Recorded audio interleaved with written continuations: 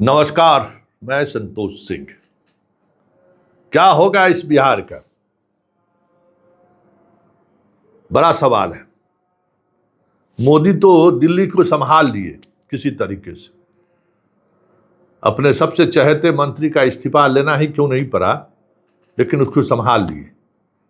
लेकिन बिहार का क्या होगा, क्योंकि बिहार में जो संकेत दिख रहे हैं और जिस तरीके से बिहार बेकाबू हो रहा है, आने वाले समय में देश का दूसरा जंतर मंतर पटना का गांधी मैदान हो जाए तो कोई बड़ी बात नहीं होगी, क्योंकि सम्राट से बिहार संभल नहीं रहा है।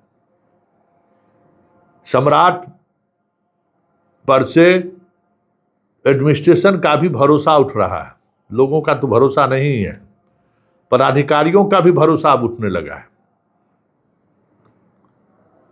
पूरे 20 साल के जो सरकार के खाता बही में जो निगेटिव चीजें हैं, इनकम्बेंसी, वो सम्राट को घेरे हुए है।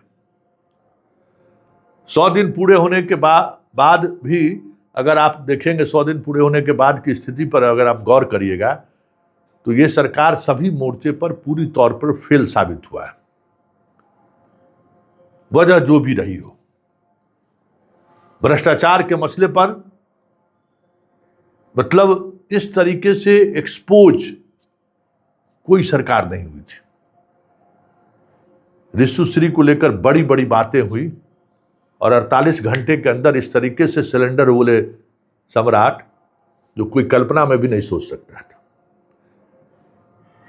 क्या क्या नहीं बात आ रही थी सामने, और एक बार में सिलेंडर, मतलब भाई शरीरे है खाली लगता है।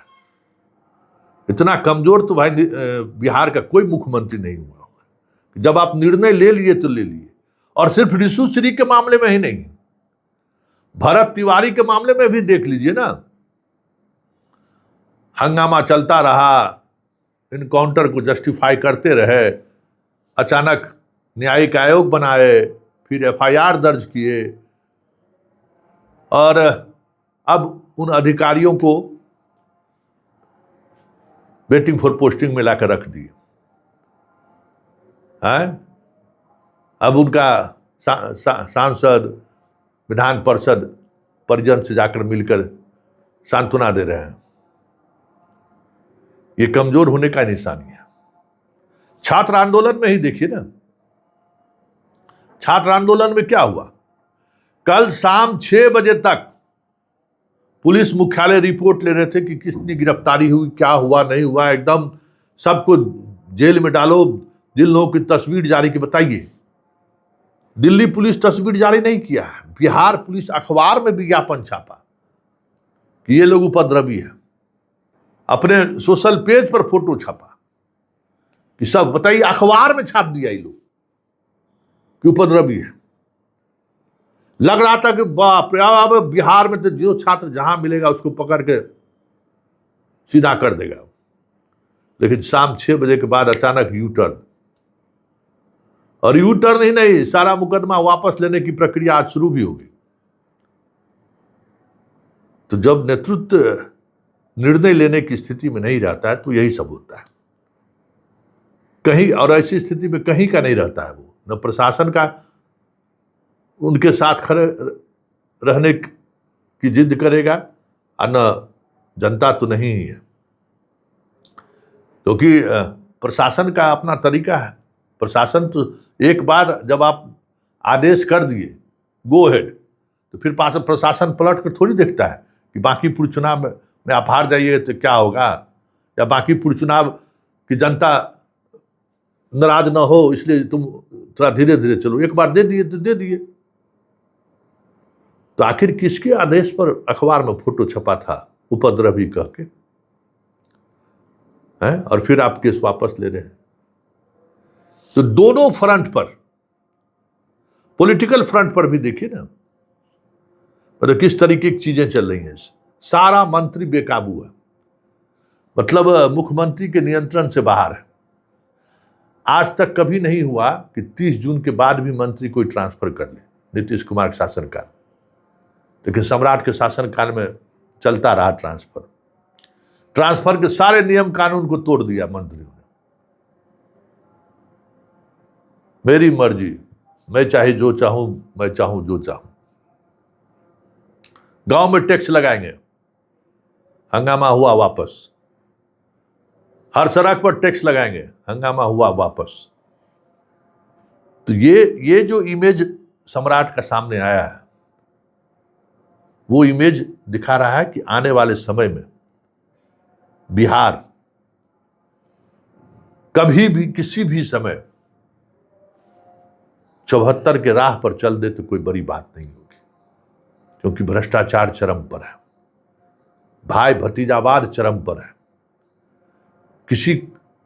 कहीं कोई काम नहीं हो रहा है, स्कूल कॉलेज में पढ़ाई नहीं हो रहा है, छात्र परेशान है, हर परीक्षा में प्रश्न पत्र लीक हो रहा है, बहालियों में मनमानी चल रही है। अभी कॉन्ट्रैक्ट पर प्रोफेसर की बहाली हो रही है, असिस्टेंट प्रोफेसर का जम के मनमानी चल रही है। तो ये सारा आक्रोश किसी भी समय बिहार में सुनामी ला सकता है। अब चले हैं सिवान एसपीडीएम पर कार्रवाई करने के लिए, क्योंकि सुप्रीम कोर्ट 47 चलाते हुए जो वीडियो आ गया है, सुप्रीम कोर्ट तो छोड़ने वाला है नहीं, तो वहां भी होगा। भरत तिवारी मामले में जो किए, भाई प्रशासन तो देख रहा है ना कि आप कितना दबाव सह सकते हैं। तो प्रशासन देख रहा है कि 1 मिनट में जो है सो फुस हो जा रहे हैं, दबाव सहना तो बात की बात है। तो ये ऐसा नहीं है कि ये सिर्फ उपचुनाव है बांकीपुर में, इस वजह से बैकफुट पर है सम्राट। कई ऐसे निर्णय उन्होंने लिया है। अब ट्रांसफर में देखिए ना, आज तक कभी हुआ कि आज ट्रांसफर हो जाए 7 दिन में बदल दो, ट्रांसफर हो जाए फिर कह दो अच्छा अभी उसको रोक दो।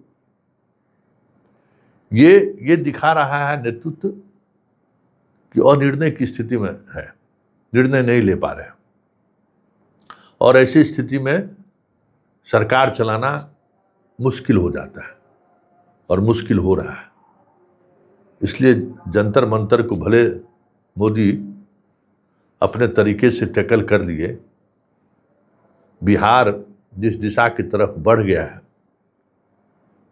जंतर मंतर से भी बड़ा आंदोलन किसी भी समय बिहार में विस्फोटक रूप ले ले तो कोई बड़ी बात नहीं होगी, क्योंकि सरकार जैसी कोई बात है ही नहीं बिहार में। प्रशासन बैकफुट पर है, प्रशासन सहमा हुआ है, भ्रष्टाचार चरम पर है।